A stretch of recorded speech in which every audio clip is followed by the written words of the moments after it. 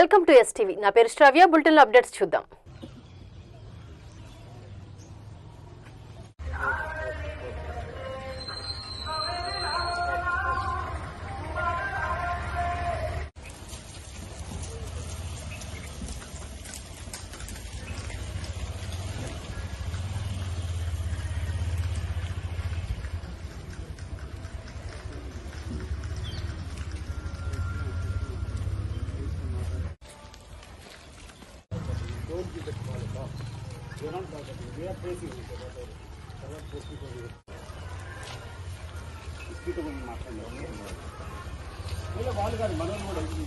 వ్యవస్థ ఎందుకంటే కుప్పగొలిపోతుంది వ్యవస్థ వాడి పరిస్థితి ఏంది.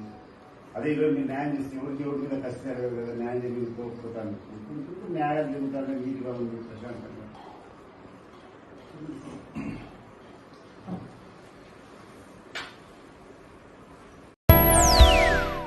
అంటున్నారు.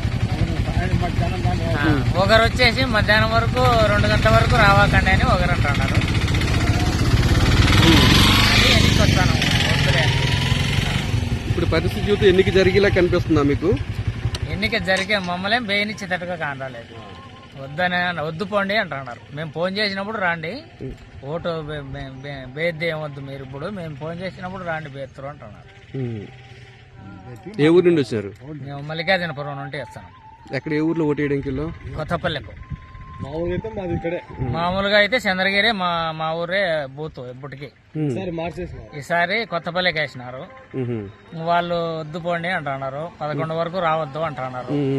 ఒకరు వచ్చేసి 2 గంటల వరకు రావకండి ఓటేను, మేము ఫోన్ చేస్తాం, ఫోన్ చేసినప్పుడు రాండి అని ఒకరు అంటున్నారు. అది సార్ అట్లుంది.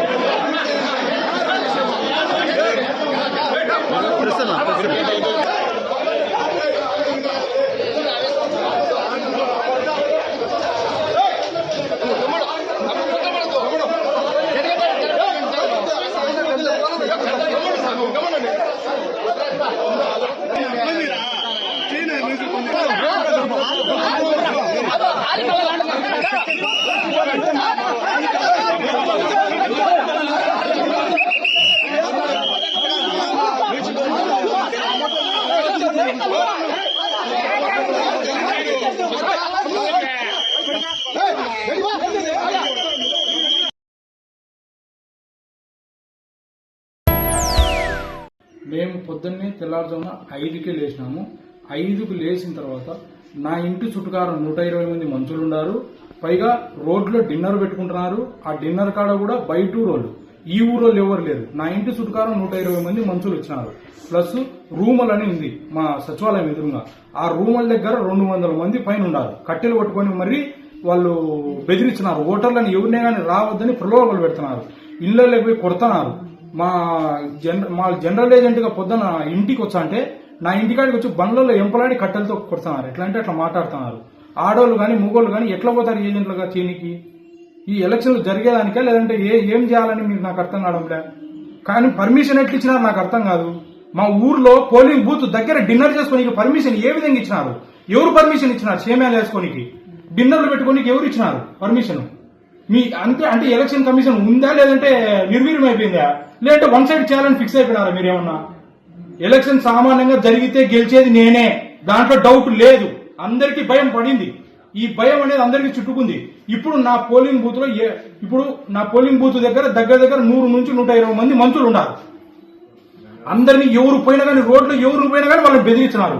ఎవడన్నా వచ్చే కాళ్ళు ఎరగొడతాం, కట్టెలు పెట్టుకుని తిప్పుకొని మరీ చేస్తున్నారు. పోలీసులు పక్కనే ఉన్నారు. వాళ్ళు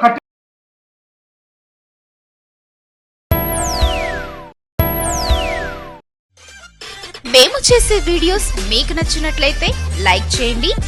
అలాగే మరిన్ని ఇంట్రెస్టింగ్ అప్డేట్స్ కోసం మా STV తెలుగు ఛానల్ ని సబ్స్క్రైబ్ చేసుకోండి.